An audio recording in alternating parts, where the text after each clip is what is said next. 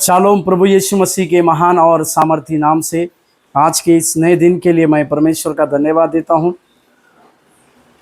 परमेश्वर विश्वास योग्य होने के चलते उसने हमें उसकी विश्वास योग्यता पूरी करने के लिए सेवकाई को बुलाया।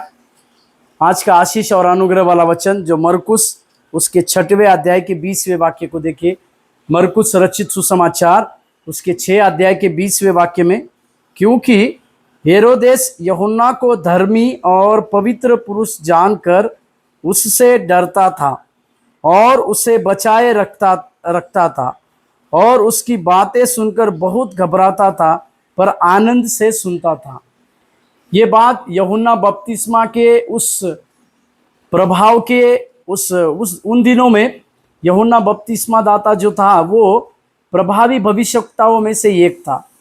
परंतु हेरोदेस राजा को उसने उसकी गलती को सामने जाकर उसकी गलती को बताने के चलते हेरोदेस ना चाहते हुए भी उस यूहन्ना को जेल खाने में डाल दिया।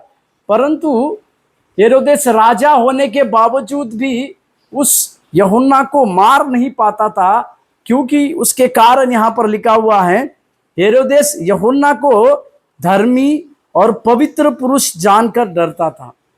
साथ ही साथ वो उसको बचाए रखने की कोशिश भी करता था। इसी के लिए उसने उसे सिर्फ जेल खाने में डाला था और जेल खाने में रखा था, परंतु उसको बचाना चाहता था। और साथ में आगे लिखा है, उसकी बातें सुनकर घबराता था। यूहन्ना जो बातें कहता था वो परमेश्वर की ओर से न्याय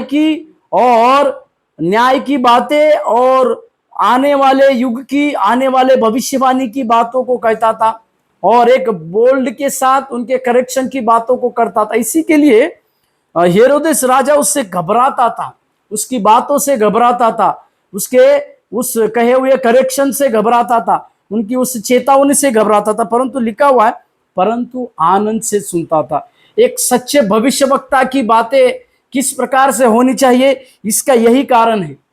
किस प्रकार से सच्चा भविष्यवक्ता होना चाहिए, इसका संक्षिप्त में हम यूहन्ना बपतिस्मा दाता से सीखते हैं कि वो धर्मी पुरुष होना चाहिए और पवित्र पुरुष होना चाहिए, और लोग उससे मतलब उससे नहीं परंतु उसकी बातों से, उसके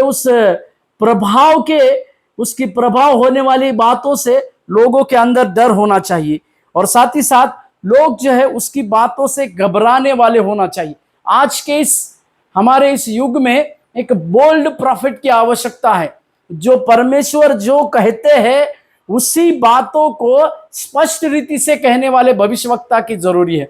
यही बातें हम यूहन्ना बपतिस्मा दाता के बारे में सीखे और हम भी इसी प्रकार से अपने जीवन को सौंपे कि परमेश्वर भी हमें इसी प्रकार की बातों में अगुवाई करने पाए। प्रभु आपको आशीष दे। धन्यवाद।